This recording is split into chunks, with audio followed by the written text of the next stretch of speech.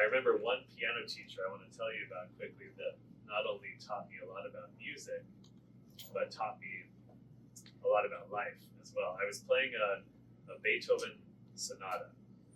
I'm sure we all know the composer Beethoven from the classical period of art music, and so it was this sonata, and there was one part in the piece where I had to play a note in the middle of the piano, but then very quickly play a note way far away on the upper end of the piano, like reaching way to my right. And being blind, I would naturally just feel the keys in between. So I would scamper up the keyboard and like feel how many keys till I got to the note I needed.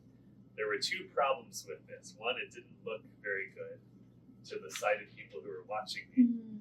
And number two, there was not enough time to do it because the piece had to go forward. I couldn't stop and then pause, and it would ruin the flow of the piece. And so one day my piano professor said, "Scott, I don't want you to feel the keys anymore." And I thought, I'm blind.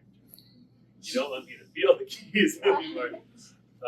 He said, "No, when you get to that point in the song, I want you to play the first note and then take your hand off the piano and make a beautiful, I'm making a nice big arc through the air here.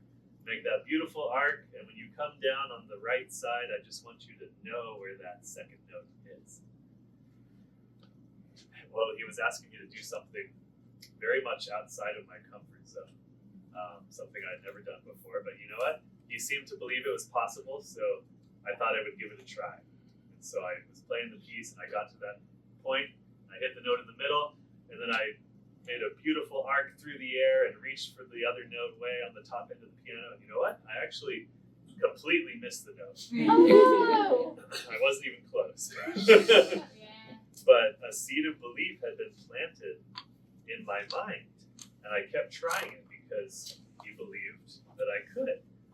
And I kept trying, going back and forth through the air, trying to hit this note. And then eventually, I hit it one time, and then I hit it again. And before long, I knew exactly where it was. I was hitting it every single time. Now, we don't want to take reckless risks, but there's a time and a place to take a risk, and I think we're all pretty familiar with that as individuals who are blind and visually impaired. There's a lot of risk in life, and there's a lot of faith in life. Every time I take a step, I'm trusting that the ground's going to be there in front of me, even if I don't think about it. Right? Every day is an exercise in trust and in taking risks. And people who achieve their dreams are people who are not afraid to take risks. We've all experienced fear, right? Have you guys ever been afraid of something? Yes. I'm sure we all have. Perhaps the biggest fear, I think, is a fear of failure, because failure can hurt, it can be embarrassing, it can lead us down a path we don't want to go down, and sometimes we get comfortable and we don't want to try because we might fail. But you know what? If we never try, how do we really know the outcome?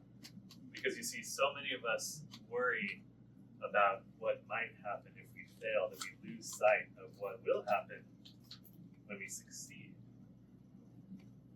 When I was probably about 8 or 9 years old, my family would take a summer trip to Trinity Alps Resort, and it was way up in Northern California in the mountains, and rustic cabins, fishing, campfires. It was so old that the cold and hot water came out of separate faucets. You know what I'm talking about?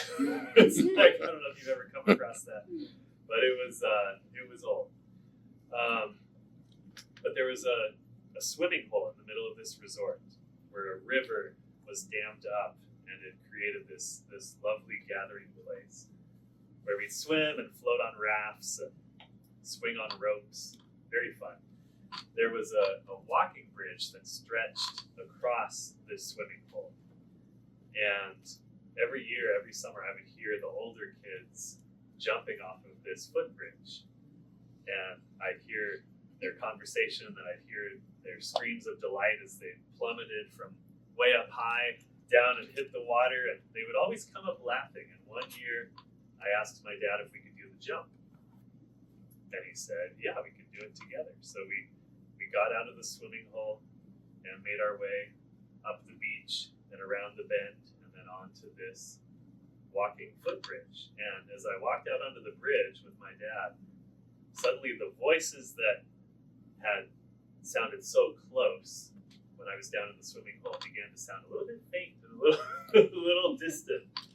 And I had no idea how far up we were. I couldn't see how far up this bridge was, but as we walked toward the center of the bridge, we got even higher because it was an arched bridge.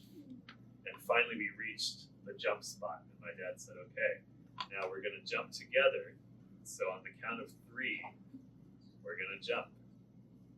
We walked up to the edge, and then I felt my toes go over the edge of the lip of the bridge, and my dad started to count 1, 2. I said, I'm not ready, you know?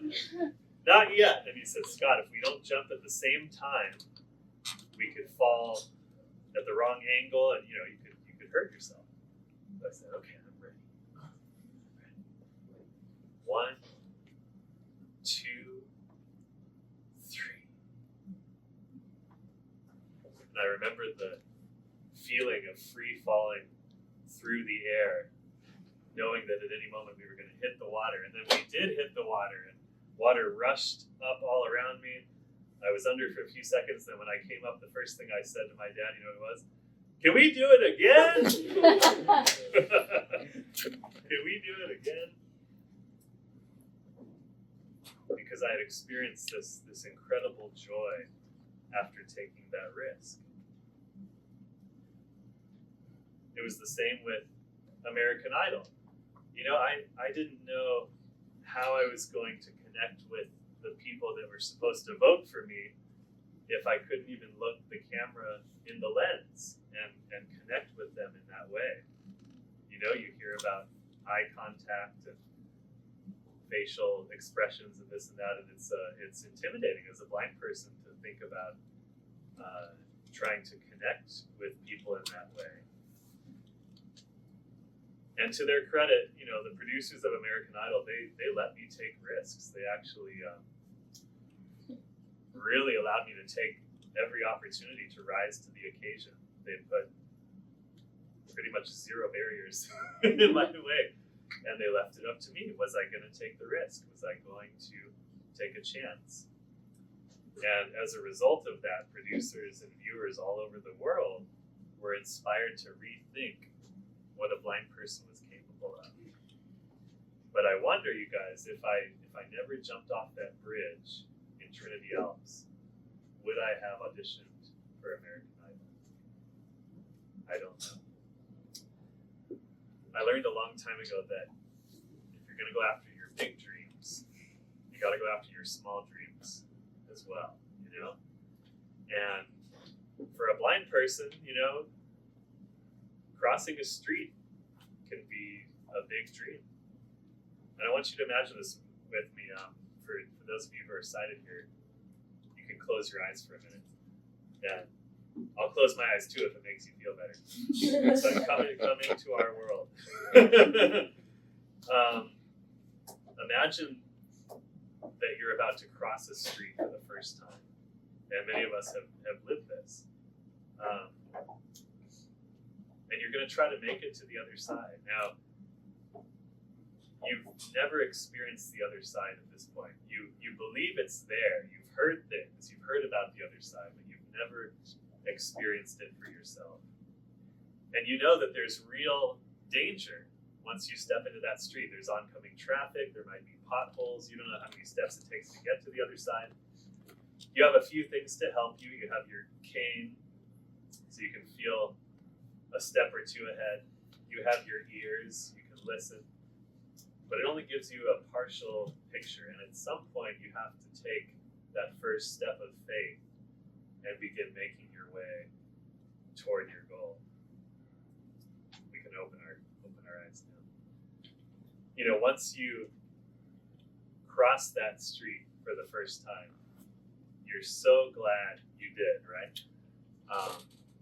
you start to cross a bigger street, you start to navigate around a whole city or a whole campus, and it builds on itself. But it all started with the risk of stepping out into that street, believing that you could make it to the other side. You know, you guys, every day, life takes you and me by the hand, walks us up to the curb and says, here you go, here's a street, here's an opportunity. Are you going to embrace the opportunity, or are you going to let it pass you by? Are we going to lean into it or lean away from it?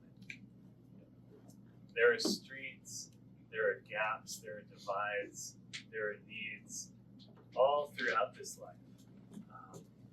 But you step into those gaps and those needs, especially as a blind person, I would add. People watch you more than you know, and they see what you do, they even take cues from you. You might not realize that, but you have a special opportunity to influence those around you. And when you step in to those gaps and divides, you realize you're starting to change lives a little bit at a time, but that's how you change the world. When we step in, there's oncoming traffic, there are obstacles, there are bumps along the way, but you're so glad you did it when you get to the other side. And I want to encourage you to do that more and more in your day-to-day life. You know, though, there's one